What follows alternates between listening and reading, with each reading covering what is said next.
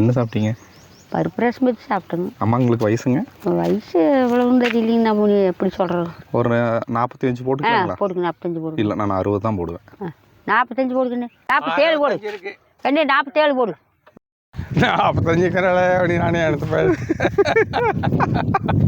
47 65 இருக்கு. 70 இருக்குங்க. 65 இருக்குங்கம்மா. 70 இருக்குது. நான் 5 பேர்த்து கடைசி சாமி. நான் 2 பசங்க 3 பிள்ளைங்க. அப்போ உங்களுக்கு 47 தான் இருக்கு. இவரு உங்களுக்கு என்ன ஆகுது? இவருங்களா? கொழுந்துனாருங்க. ஓ சரி. அதான் கலாய்க்கிறேன். நான் கட்டிக்கிறேங்க. இவங்க அண்ணாத்தான் நான் கட்டிக்கிறேங்க. அதான் கலாய்க்கிறீங்க.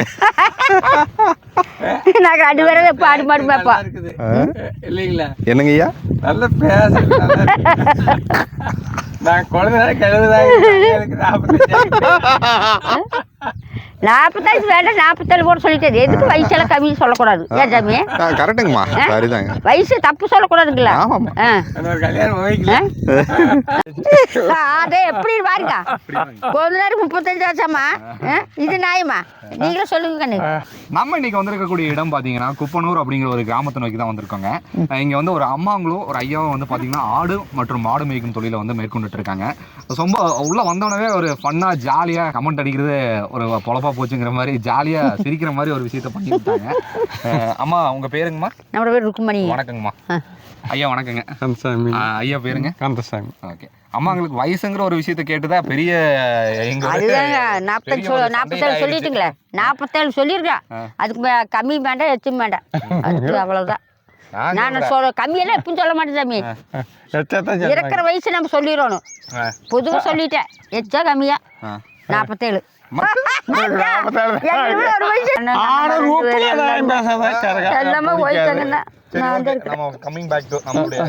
நீங்க எத்தனை மாடு வச்சிருக்கீங்கம்மா? மாடு எங்குதுங்களா? கண்ணுக்குட்டி 2 இருக்குது. மாடு 3 இருக்குது சாமி. 5 உருப்படி இருக்குது. ஐயா நீங்க எவ்வளவு மாடு வச்சிருக்கீங்க? மாடு 4 மாடு, கண்ணுக்குட்டி 3 இருக்குது. ஓகே. நீங்க தனித்தனியா தான்? தனித்தனியாக உடு கட்டிட்டுங்க. உங்களுக்கு கீழே இருக்குது, எங்களுக்கு மேலே கட்டிங்க. எத்தனை ஆடு இருக்குதுங்கம்மா? ஆடு 10 உருப்படி இருக்குது சாமி. நீங்க ஆடு வச்சிருக்கீங்க? குட்டி 5, ஆடு 5 உருப்படி. 10 உருப்படி. அவங்களுக்கு 10, எங்களுக்கு 10 இருக்குது. இப்போ நீங்க இந்த மேட்ச்லுக்கு நீங்க விட்டுருக்கிறதுனா பார்த்துட்டு அங்க அந்த ரோட்ல இருந்து பார்த்தேங்க.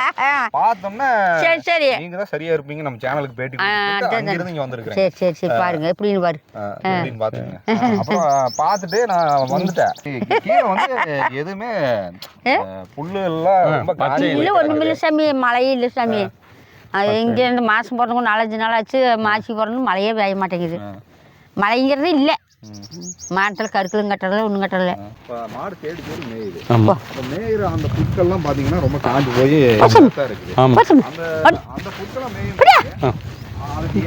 சத்து கிடைக்குங்களா? சத்து போன கிடைக்கும். அந்த வரப்பில் மேயிருக்கு அது ஒரு ருசியாக அந்த முட்டன் மேயுது. அதுக்கு மனுஷன் பிடிச்சதா அது மேயுதுங்க. அதுக்கு மனுஷன் ஆடுகள்லாம் மேயுது பார்த்தீங்களா? அதுக்கு ஏதோ அந்த புல்லு ருசியாக இருக்க முட்டன் மேயுது. டக்கு மேயாதுங்களா?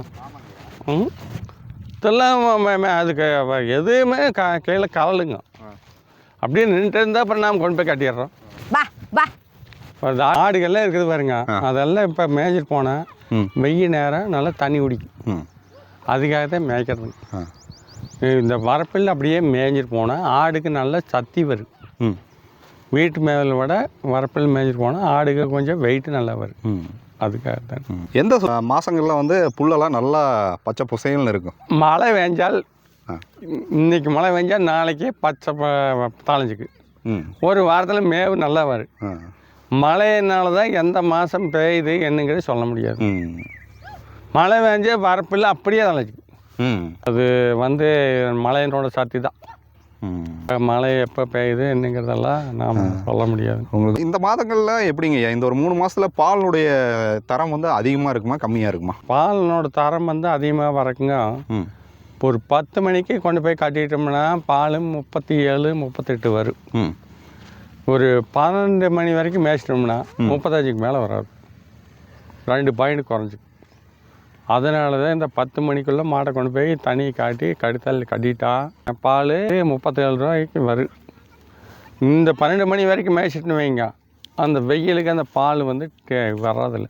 அதுதான் நாங்களே வரேங்க இப்போல்லாம் ஓடிட்டு வந்தோம். நீ ஏன்னு பாட்டுக்கிறோம். அதான் 35 ரூபா வரைக்கும் வர்றது. அதில் தான் கம்மியாகுதுங்கிறீங்க. வேற ஒன்றும் இல்லைங்க. இங்கே எப்போவுமே நேரத்துக்கு கொண்டு போய் கடுத்தால காட்டி போடணும். போட்டால் அந்த டிகிரி வந்து வெயிலுக்கு ஆனால் மாட்டுகளுக்கு வந்து அந்த வெண்ணெய் சத்து கொழுப்பு சத்து கம்மியாகுது. அதனால தானுங்க அந்த இது வந்து நாம் அந்த வெயிலுக்குள்ளே கொண்டு போய் கட்டிடணும். வலை பண்ணங்கன்று மேய்க்கிறதுங்கன்னா அப்படி தேனுங்க. வேறு என்னென்ன தீவனம் நீங்கள் கொடுத்துட்ருக்கீங்க? பருத்தி கொட்டை போடுவோம், புண்ணாக்கு போடுவோம், பருத்தி கொட்டை புண்ணாக்கு, தவிடு போடுவோம், மசால் புல் போடுவோம், வைக்கப்புல் போடுவோம். எது வேணாலும் மாடு திங்கிறது எது வேணாலும் போடலாங்க.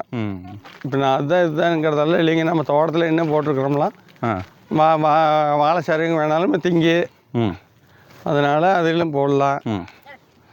எல்லாமே மாடுக்கு திங்கிறது போடலான்னு வைங்க. பின்ன அதுதான் போடுறது இதுதான் போடுறதுங்கிறதால இல்லைங்க. இப்படி பண்ணலான்னு வைங்க. மாடுகள்லாம் எப்படிங்க? நல்லா கை பக்குவத்தில் வளர்த்த மாடுங்களா? கை பக்கம்தான். கையெல்லாம் பக்கத்தில் வச்சு மேய்க்கிறது மாடுக்குதானுங்க எல்லாமே. இல்லைன்னா அண்ணங்கள் போட மாட்டாங்களா? அண்ணங்கல்லாம் போட்டுக்கிறது வேறு கை பக்கத்தில் மேய்க்கிற மாடு. என்ன சும்மா அவுத்துட்டு மேய்றதுன்னா பட்டி மாடு ஆகிருங்க.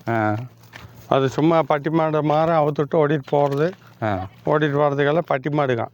சரி, இதெல்லாம் கை பழக்கத்தில் அண்ணங்கள் போட்டுவிட்டு மேய்க்கிற மாடுக. ஆடுகளும் அப்படித்தானுங்க, எல்லாம் கை பக்கத்தில் மேய்க்கிறாங்க.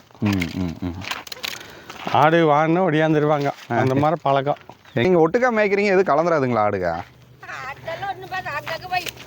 ஒட்டுக்கா மேய்க்கிறது வச்சுக்க, நாங்கள் வீட்டுக்கு போகிறோங்க இல்லைங்க. ஆமாங்கய்யா. அப்போ பிரிஞ்சுக்கும். அப்போ பிரிஞ்சுக்கும். மாடு காட்டு ஆடு காட்டுங்க, அப்போ பிரிஞ்சுக்கும். நம்ம ஆடுகள்லாம் அங்கே வர்றதுக்கெல்லாம் இப்போ டக்குன்னு பிரிஞ்சுக்கும்.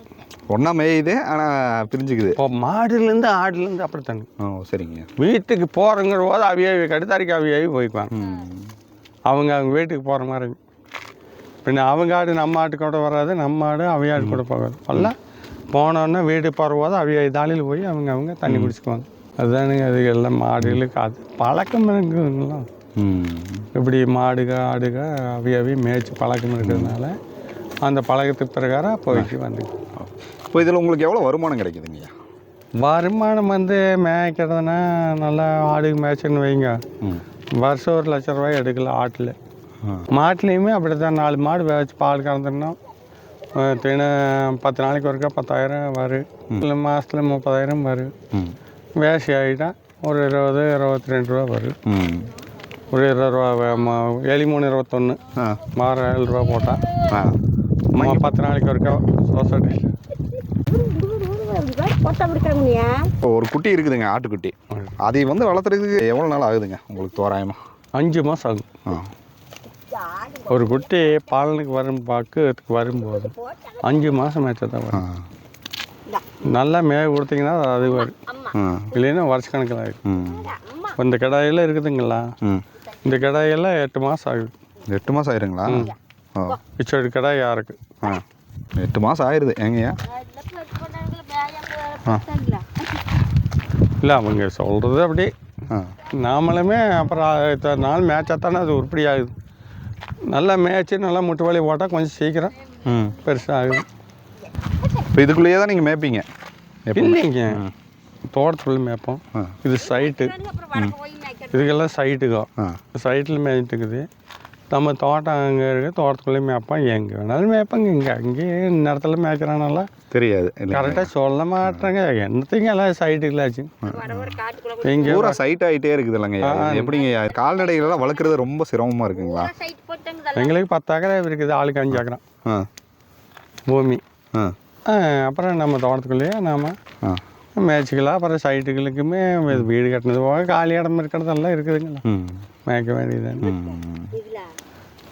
ஆனால் எல்லாமே வீடு காயிட்டே நம்ம தோட்டத்துக்குள்ளே பூமி 5 ஏக்கரா இருக்குது. நம்ம தோட்டத்துக்குள்ளே மசாலா பில்லு 1 ஏக்கரா போட்டால் தட்டு போட்டால் ஏதோ மாட்டுக்கு அறுத்து போட்டு மண்ணத்தை இது பண்ணிக்கலாம். அவ்வளோ அதானுங்க. அப்புறம் நீ என்ன பண்ணுறதுங்க? அப்புறம் நீ நம்ம இருக்கிறது தானே உள்ளது பண்ணிட்டு போக முடியுங்க இல்லைங்களா? கண்டிப்பாங்க. வெய்ய காலம் வந்துட்டாலே கொஞ்சம் சிரமம் தான் உங்களுக்கு எல்லாம். ஆமாங்க, நீ வெயிலையோ நீ ஓடிட்டு போகணுங்க. முந்தின நாள் தங்கமேது என்றதுக்கு வந்து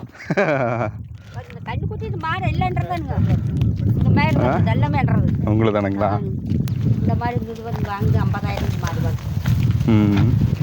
மாடு 50,000 வீட்டுக்கு அத்தை கண்டுக்கிட்டு பாருங்க, அது செம்மி கண்டுக்குட்டி. மொத்தம் முதல் கண்டுக்குட்டி, ரெண்டாவது இப்போ கடை சின்னதை போட்டுருக்கு. வீட்டில் 2 கண்டுக்குட்டிக்குது, இங்கே இருக்குது. சரிம்மா. அதான் எனக்கு நல்லா ஸ்டார்ட்டாக இருக்குது. சும்மா ஏதோ சொல்ற வேண்டியதா? ஏதோ சொல்கிறதுங்க எல்லாம் சொல்லிட்டு போக வேண்டியதானுங்க. நெசைக்கு போய் எல்லாம் வயசான காலத்தில் நீ நாங்கள் ஆடு குட்டி மேய்க்கிறோம், நீ நாங்கள் நீ என்ன பண்ண போகிறோம் அப்படின்ட்டு மேய்க்கிற ஜாலியான்ட்டு இல்லைங்களா? அப்போ ஒரிஜினல் வயசு தான் எவ்வளோங்க? யாருக்குங்க? அம்மாங்களுக்கு அந்த அம்மாளுக்கு இருக்குங்க 65. நம்மளுக்கு 70 போகுது. நம்மளுக்கு 45 அப்படி நானே எடுத்து போயிரு. சத்தியம் 47ங்கிறா. கூட தான் இருக்கும். என்னங்க கூட தான் இருக்கும். அது நம்ம வந்தான் சரி வந்த அப்புறம் மேய்க்கி அப்புறம் நம்மளது மேயுதுன்னு வைங்க. அப்புறம் எதுவா ஓடி போனால் அப்புறம் 2 பேர்த்து ஒரே பக்கம் வீடு, அப்புறம் வீடு பக்கம் வீடு ஓடிடு. ஸோ அந்த அண்ணன் முன்னாடி தானுங்க நம்மளுக்கு. அண்ணன் அண்ணன் இருக்கிறாருங்களா? அண்ணன் 72 ஆகுது அண்ணனுக்கு. இருக்கிறாருங்க? அதெல்லாம் இருக்கிறாரு. இப்படி இருந்துட்டு அப்புறம் நாம அவனி பார்த்தாவே கண்டுக்குவாங்க இல்லைங்க. ஆளுக்கு எத்தனை வயசு இப்படி இருக்கும். நாம போய் சொல்றதுக்கு என்ன இருக்குது? எங்களுக்கெல்லாம் இலவசமாக அரிசியாக கொண்டு வந்து வீட்டில் போடணும். அது என்ன உண்மைதான். ஸ்டாலினுக்கெல்லாம் இலவசமாக 60 வயசு 70 வயசானவங்களுக்கெல்லாம் வீட்டிலே கொண்டு வந்து கொடுக்கணும் அப்படிங்கிறாரு. ஆனால் நாங்கள் தான் அதை கண்ட்ரோல் பண்ணுறதில்ல. போய் நீங்களே வாங்கிக்கிறீங்க ரேஷன். அப்புறம் பையன் இருக்கிறான். வயசு விவசாயம் என்ன பண்ணிட்டு இருக்கீங்க? விவசாயிங்க வாழை இதை போட்டிருக்கிறோம், மசாலா புல்லு, வெங்காயம், இதுதான் 3 பண்ணிக்கும். தண்ணி பத்தாத குறைக்கு மழையும் இல்லை, அளவாக பண்ணிக்கலாம் விவசாயம், அளவாக பண்ணிக்கலாம். அவ்வளோதாங்க. அப்படி ஏதாவது ஒன்று பண்ணி தான் ஆகும் இல்லைங்களா? சோளம் விதைக்கப்போம், மாட்டுகளுக்கு அறுத்து வச்சிட்டோம், பருவத்தில் வேச்சோம். ஒன்றும் விதைக்கலான்னு பார்த்தா மழை பார்த்துட்டு வேச்சிக்கலாம். தண்ணி கட்டணும். தண்ணியில் கிணத்துல கம்மி ஆகிட்டா அப்புறம் ஒரு வேலையும் பண்ண முடியாது. ஆமாம், பண்டிகை வேலையை மட்டும் பாயிட்டு அப்படின்ட்டு இருக்கிறோம், ஓட்டுறோம். வயசு சொல்கிறது வேண்டாம், நம்ப கட்டிக்கார். அந்த குடான் போடுறதுனால அந்த குடான் போடுறதுனால டிரான்ஸ்ஃபார்ம் போடுறாங்க. வயசை பார்த்தவன் நீங்க பேசிக்காங்க டீம் பார்த்தவன் இந்த அம்மா அந்த குடான் போடுறதுக்கு டிரான்ஸ்ஃபார்ம் போடுறதுக்கு 1.5 லட்சம் இருக்குதுன்னு. டிரான்ஸ்ஃபார்ம் போடுறதுக்கு 1.5 லட்சம் இருக்குது. பன்னெண்டுக்கு எந்த போதுக்கு என்னது சர்வீஸ்? மாடுகள் சம்பந்தமா என்னால கேள்வி கேட்க முடியாதனால இது ஜாலி ஃபன் வீடியோவை நான் மாத்திடுவோம் போல இருக்குது. சரிங்கம்மா, இப்போ எத்தனை மாடு சொன்னீங்க? 5ங்க. 2 கண்ணுக்குட்டியே 3 மாடுங்க. சரி, இப்போ இங்க வந்து மேய்ச்சலுக்கு நீங்க விட்டுருக்கீங்க. புல்லு எல்லாமே காஞ்சு போய் கிடக்குது. மாடுகள் என்னதான் சாப்பிடுது? அது என்ன சாப்பிடுறது? ஏழுங்கிற மாட்டை போய் வரப்பில் மேஞ்சிட்டு போனா வரப்பில் மேஞ்சிட்டு போனா தண்ணி நல்லா தண்ணி குடிக்கலாமே. ஆச்சா தோட்டத்துல மசால் பில் போட்டுருக்கோம், அதுதான் மேவு. இந்த காட்டு மேவெல்லாம் வறண்டு போச்சு. நல்லா சுத்திட்டு போன ஆரோக்கியமே இருக்கு மாடு, ஆடு. அதுக்காக நாங்கள் தொட்டு ஒரு 2 மணி நேரம் சுத்தடிச்சு கொண்டு போய் மேவு போடுவோம். நீங்கள் சொல்கிறத படி பார்த்தா அது சாப்பிட்றதுக்கு எது இல்லை, சும்மா நடக்கிறதுக்கு ஆரோக்கியமாக சுற்றிட்டு வரட்டு. மத்தியானிக்கு போய் தாலியில் புண்ணாக்கு தவிடு தோட்டத்து மேவு இருக்குது, மசால் பில் இருக்குது, தட்டு இருக்குது, அது போட்டு வயிறு நம்பிக்கை. இது ஜாலியாக சுற்றிட்டு போகிறது அவுத்துறோம். எவ்வளோ லிட்டர் பால் கறக்குதுங்க நம்ம? பால் ஒரு மாடு 10 லிட்டர் கறக்கு. வாத்தா கம்மியாகிடுது. எங்கே பால் ஊற்றிட்டு இருக்கீங்க? பால் கையாட்டியில் சொசைட்டியில். எந்த சொசைட்டிங்க? அச்சுங்கிற ஒரு கம்பெனி. கையாட்டியில் தானுங்க. கையாட்டியில் சொசைட்டி இருக்குதுங்க. பால் கறந்து கொண்டு போய் நாங்களே ஊற்றிடுவோம். பால் கறக்கிறதுக்கு வந்தாங்கன்னா லிட்டருக்கு 3 ரூபா கேட்பாங்க. நாமளே கொண்டு போய் ஊற்றினா அது நம்மளுக்கு மிச்சம். சரிங்க. இப்போ இந்த பிப்ரவரி மாதம் வந்துருச்சு. ஒரு 2 மாதம் பார்த்தீங்கன்னா வெயில் காலம். வெயில் பின்னி எடுத்துடும். அப்போ இந்த ஆடுகளும் மாடுகள்லாம் வந்து நீங்கள் வெயிலில் விடுறதே கஷ்டங்கிற ஒரு சூழ்நிலை தானே வரப்போகுது. அப்போ அந்த மாதிரி கால சூழ்நிலையில் மாடுகளை எப்படி நீங்கள் 10 மணிக்குள்ளே வீட்டுக்கு ஓடிட்டு போயிடுவோம். 9 மணிக்கு 10-11க்கு வீட்டுக்கு ஓடிட்டு போயிடுவோம். அதுக்கு மேலே மேட்ச் அந்த பால் டிகிரி வராது. சரிங்க. மாடுகள் நிற்காது. இப்போவே எல்லாம் கிளம்புற பார்க்குது வீட்டுக்கு. நாங்கள் எதாவது கொஞ்சம் குறுக்காட்டி போகிற 12 மணி வரைக்கும் எதாவது நின்றுட்டு போட்டோம். நல்ல வெயில் அடிச்சிங்கன்னா 11 மணிக்கு வீட்டுக்கு போயிடும். அதுக்குள்ளே கிளம்பியிருக்கேன். சரி சரி நேரத்துக்கு வீட்டுக்கு போயிடும். சரிங்க. அப்புறம் மணி 5 மணிக்கு தான் அவுத்து விடுவோம். ஏதோ 1 மணி நேரம் அப்படியே காட்டுக்குள்ளே சுற்றிட்டு போனேன். நல்லா தண்ணி குடிக்கி, அதுக்காக ஆரோக்கியமாக இருக்குது, பாலும் கொஞ்சம் சேர்ந்து கிடக்கு அப்படின்னு. ஆனால் காட்டில் மேவு எல்லாம் நாங்கள் இந்த காட்டு மேவை நம்பி அவுத்துறதில்லை. ஆரோக்கியமாக சுற்றிட்டு போகிறதுக்காகத்தான் அவுத்துறோம் இல்லையா. காட்டில் ஒன்று அது பேஜ பகுதினா போதுங்க. மழை பெஞ்சா தான் மேவு. மழை வெயில்னா இந்த காட்டில் எல்லாம் வீட்டு மேவு தான். இந்த காட்டு மேவெல்லாம் நம்பி ஆடு குட்டி வளர்த்த முடியாது. வெள்ளாடுகள்லாம் நீங்கள் என்ன பண்ணுவீங்க? வெள்ளாடுகளுக்கு மசால் பெல்த்துனுக்கு கோர் போட்டிருக்கிறோம். போனால் அது தின்னுக்கு மசால் அதெல்லாம் தின்னு சாப்பிட்டுக்குது. இங்கே என்ன ரேட்டு கொடுக்குறீங்க ஆடு ஏதாவது கேட்டால்? ஆடுக பொறுத்த 800 ரூபாய் கிலோவுங்க. 750 ரூபா ரேட்டுக்கு போட்டு வாங்குவாங்க கசாய்க்காரன். நேற்று வந்து எங்கள் 4 ரூபாய் வாங்கிட்டு போயிட்டாங்க. 500 போயிட்டாங்க காலையில். அது 800 ரூபா வரைக்கும் இங்கே ஆட்டை பொறுத்தளவுக்கு கிலோ. 1 கிலோ கறி வந்து 800 வரைக்கும் போகுது. அவன் வந்து வாங்குறவன் வந்து 750 ரூபாய் கீழே தான் வாங்குவான். 700 ரூபாய்க்கு கீழே கறி வெட்டுறதுனால கறி கணக்கு போட்டு ஒரு 2 கிலோ குறைச்சி கேட்டு வாங்குவான். அப்புறம் அவனுக்கு அது போடும்போது வெட்டும்போது சரியாயிக்கு. அப்போ கரெக்டான நிரந்தரமான விலைகள்லாம் சொல்ல முடியாது. ஆடு மனுஷன் பிடிச்சி கடாயை பிடிச்சின்னா ஒரு ரேட்டு கொடுப்பாங்க, பிடிக்கலன்னா ஒரு ரேட்டு கம்மியாகுது. இந்த மாதிரி இருக்குது. நகைச்சுவையாக இருந்தாலும் விவசாயிகள் படக்கூடிய ஒரு கஷ்டத்தை வந்து இந்த வீடியோவில் நீங்கள் பார்த்துருப்பீங்க. உண்மையாக சொல்ல போனால் ஒரு வறண்ட ஒரு காடுன்னு தான் நான் சொல்லுவேன். காட்டில் வந்து ரொம்ப சிரமப்பட்டு கொஞ்சம் ஜாலியாக ஃபன்னாக பேசினாலும் அவங்க படக்கூடிய அந்த இடர்பாடு என்னங்கிறது இந்த வீடியோவில் நீங்கள் பார்த்து தெரிஞ்சிருப்பீங்கன்னு நினைக்கிறேன். சிரிக்க வைக்கிறதோடு இல்லாமல் சிந்திக்க வைக்கக்கூடிய ஒரு பதிவாக தான் இந்த பதிவு இருக்கும்னு நான் நினைக்கிறேன். ஏன்னா ஒரு வறண்ட புற்களை வந்து பசுக்கள் மேயிறது, ஆடுகள் மேயிறது, அந்த வறண்ட புற்களை மேய்ஞ்சதுனால அது வந்து வெயிட் வந்து பெரிய அளவில் இன்க்ரீஸ் ஆகாதுங்க. அதுதான் நிதர்சனமான ஒரு உண்மை. இந்த ஒரு காணொலி நிச்சயமாக உங்களுக்கு நல்ல ஒரு காணொலியாக இருக்கும்னு நான் நினைக்கிறேன். ஐயா ரொம்ப நன்றிங்க. நன்றிங்க. சரிங்க. இன்னைக்குமே நீங்க நீண்டோடி வாழ்க, சந்தோஷமா இருக்கு. உங்களுக்கு வயசு 47 தான் ஆச்சு. ஒரு நாளைக்கு வீட்டுக்கு வாங்கண்ணா, வீட்டுக்கு வாங்க. சரிங்கம்மா. சரி, முன்னாடியே தான் இருக்கு வீடு. யாரையும் கேட்க வேண்டிய முன்னாடி கேட்டுருக்குதுங்க. நான் போயிடுறேன். சரி, அடுத்தடுத்த காணொலி வழியா ஒரு நாளைக்கு வந்தா தானுங்க. அப்புறம் எப்படி சொல்றது? விருப்பப்பட்டீங்கன்னா இவங்க சொல்ற உண்மையா பொய்யான்னு தெரியும். பேசணுமா? நான் எந்த பேசுறது ஒன்றும் பேசல.